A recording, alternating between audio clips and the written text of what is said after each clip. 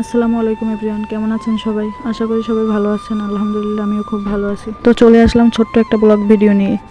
তো বান্ধবীরা আসবে বলে কথা। ওদের কাছে জিজ্ঞাসা করলাম কি কেক খাবে। ওরা বললো ওদের নাকি ভ্যানিলা পছন্দ। আমার কাছে তো চকলেট খুব ভালো লাগে, তো ওদের জন্য একটা বানালাম। আমার জামাই কেন বাদ যাবে, যেহেতু তারও আমার হাতের কেক খুবই পছন্দ, তাই তার জন্য একটা বানালাম। আর বেন্টো কেক ছিল 2টা অর্ডারই। এগুলো রাত্রে বানিয়ে রাখছিলাম। স্কুল জীবনে আর সংসার জীবনে কত মানুষের সাথে আমাদের পরিচয় হয়। বিশ্বাসের হাত বাড়িয়ে বছরের পর বছর কয়জনই বা থাকে। জীবনে বন্ধু খুবই প্রয়োজন, যার কাছে সুখ দুঃখের কথা শেয়ার করা যায়, মনটা হালকা করা যায়। সারা রাত ফ্রিজিং করার পর যেন কেকের স্বাদটা দ্বিগুণ বেড়ে যায়। অনেকদিন পর ওরা আসবে, তো এর জন্য মনটা একটু খুব খুশি খুশি লাগতেছিল। ভাবছি আজকে সারাদিন ওদের সাথে বসে আড্ডা দিব, যে প্রায় 2-2.5 বছর পর দেখা। তো হাতে কাজ আসার কারণে বেশিক্ষণ সময় দিতে পারলাম না। ওদের জন্য একটু রান্না করলাম, ডিম ভুনা করলাম আর বিরিয়ানি রান্না করলাম। ওদের বলছিলাম দুপুরে আসতে। আমাদের জাতির এক আপা, সে নাকি রোজা ছিল, তার জন্য ওরা সবাই বিকালে আসলো। অবশেষে বাসা খুঁজতে খুঁজতে তারা চলে আসলো। রোজাদার ব্যক্তি নাকি বলে এসেছে ওদের, আমাকে রেখে তোরা কিছু খাবি না, তোদের কিছু দিলেও তোরা খাবি না। এটা কি মানা যায়? তো এটার ভিতরে অন্যরকম একটা আনন্দ, তাই না বলেন?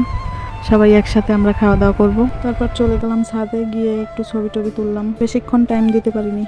তারপর কেকের অর্ডার ছিল একটা, রাত 9টা দেওয়া লাগবে। তারপর ওটা ঘরে এসে বানালাম, বান্ধবীও হেল্প করলো। আর একটা ডেকোরেশন বাকি ছিল, সেটাও করলাম। তারপর ওটা ডেলিভারি দিয়ে দিলাম। তারপর ওদের নাস্তা বানিয়ে দিলাম। তারপর ছবি তুললাম, খাওয়া দাওয়া করলো। 3-4 জনই একসাথে। বান্ধবীরা একসাথে হলে যা হয়, তাই না? বান্ধবীরা একসাথে হলে এখনো আমাদের যে মজা হয়, স্কুলে বসে যেরকম আমরা ফাইজলামি দুষ্টামি করতাম, সেরকমই অনেকটা। স্কুল জীবন শেষ হওয়ার পর এক একজন এক এক শহরে। সংসার জীবনের চেয়ে স্কুল জীবনের আনন্দটাই খুব বেশি ছিল। কিন্তু এটা তো মেয়েদের ভাগ্য, একদিন না একদিন সংসার তো করতেই হবে। এই সেই আমাদের জাতির আপা, যে কেক কাটতে বসে। জাতির আপা হলেও সে যে জায়গায় থাকবে, সেখানে কেউ মন খারাপ করে থাকতে পারবে না। সে এমন এমন কথা বলবে যে হাসতে হাসতে সবার পেট ব্যথা হয়ে যায়। তো মিস ইউ বান্ধবীরা, তোমরা আবার আসবে আমার বাসায় বেড়াতে, অপেক্ষায় থাকবো। তো এখন আমার কাজ দেখে আমার বান্ধবী বলতেছে আমি তোর থালাবাটি ধুইয়ে দিই।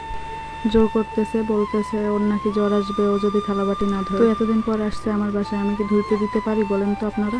এরপর ওরা খাওয়া দাওয়া শেষ করলো, রাত 8টার দিকে চলে গেল। তারপর আমি কেকের যে ডেকোরেশনটা বাকি ছিল ওইটা কমপ্লিট করলাম, সেটা ডেলিভারি দিয়ে দিলাম। স্কুল লাইফে সবাইরই একটা বেস্ট ফ্রেন্ড থাকে। জীবনের অনেক ঝুঁকি নিয়েও সে আমাকে অনেক হেল্প করছে। তোকে আমি কোনোদিনও ভুলবো না। সারা জীবন এরকম ভাবেই পাশে থাকিস মনে।